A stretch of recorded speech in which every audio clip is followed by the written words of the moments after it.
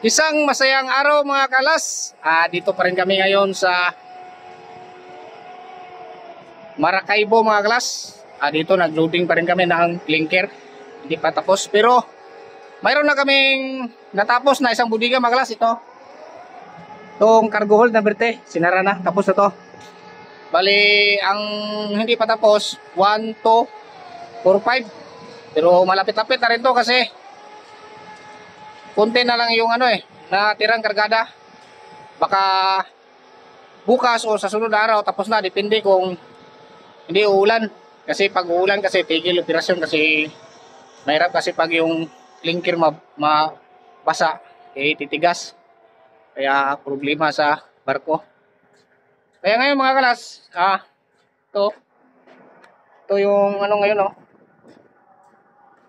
sa starboard side barge nagloading nagdakot ng kargada yung crane loading sa number 4.